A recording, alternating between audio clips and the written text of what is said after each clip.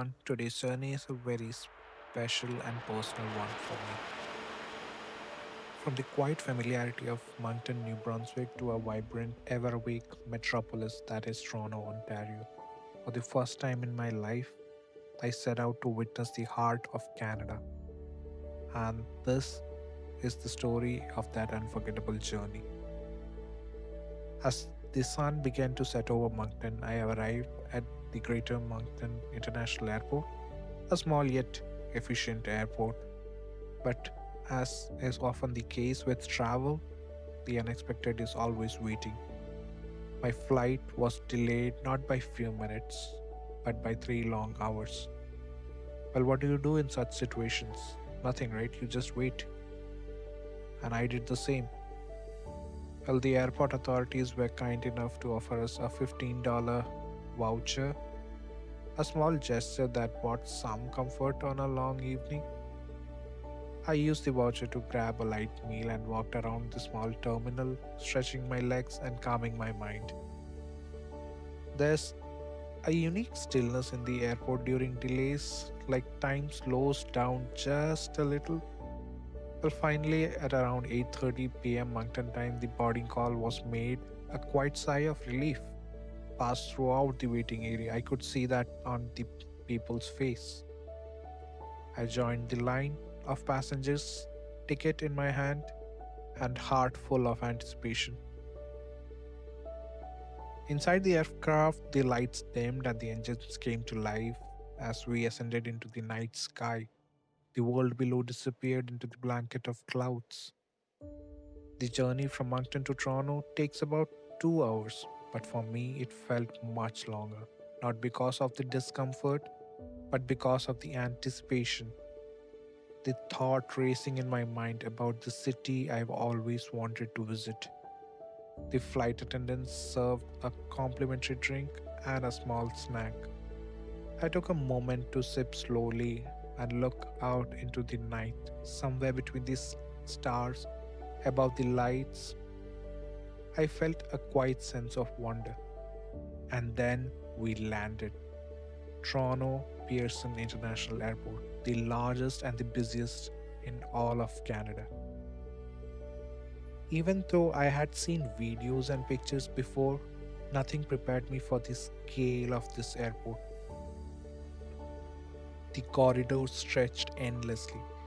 The signs were many and the passengers even more.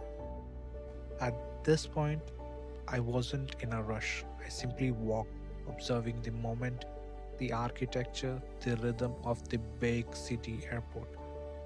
But then came the real challenge, not just finding the airport exit, but finding out where exactly to call a cab. I didn't want to cause a confusion or a delay to the driver, so I walked around patiently watching the others as I was basically waiting for someone to just show me the way. But after a few uncertain turns, I decided to do the most sensible thing and also the most difficult thing to do, which is to ask. Well, a kind stranger noticed me. I was having some trouble and he offered me to help. And I asked him, where can I book a cab from? So he just pointed me to the direction to the second floor and he asked me to head to gate P or Q. From there, you can book a cab and the cab driver will be with you in no time. And I did the same.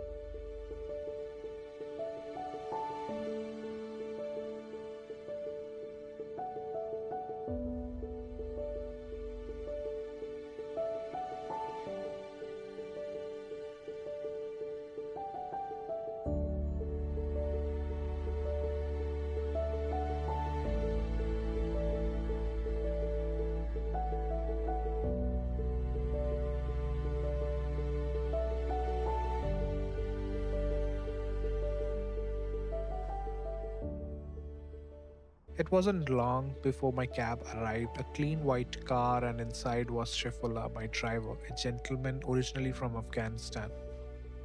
As we started the drive into the city, we began talking. To my surprise, he had visited many parts of India: Goa, Pune, and Mumbai.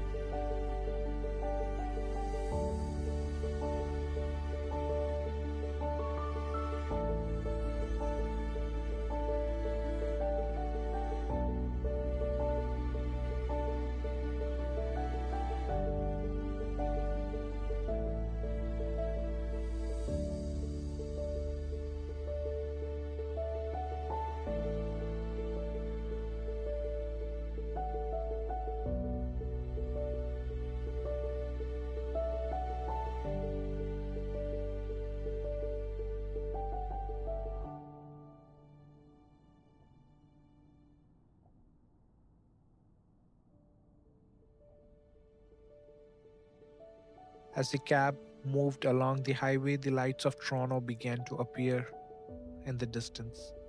From the far, I can see the CN Tower, rising through the clouds, a silent guardian of the city skyline.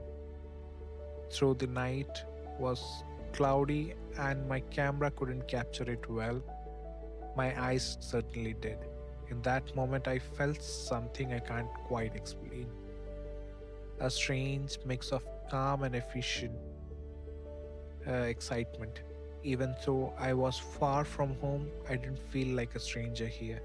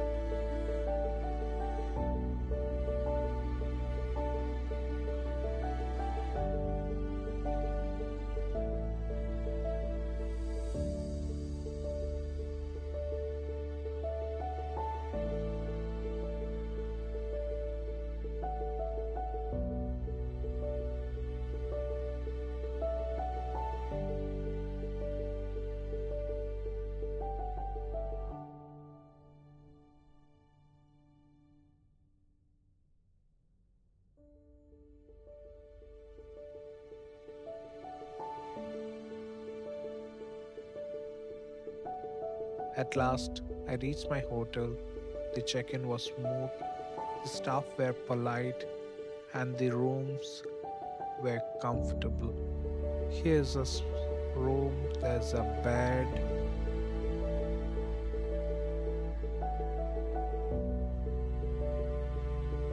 there's a TV, a small desk,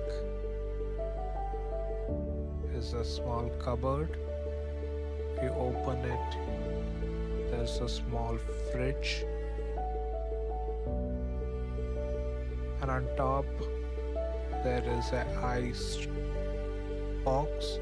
I was just checking if we had few ice. No, we don't have. There's a few cupboard,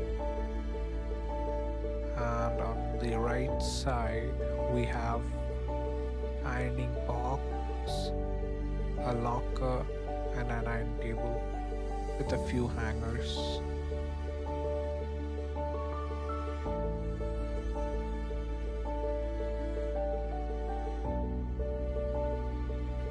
There's a table, a coffee machine, a few bottles of water. Yeah, and here's a view from my room.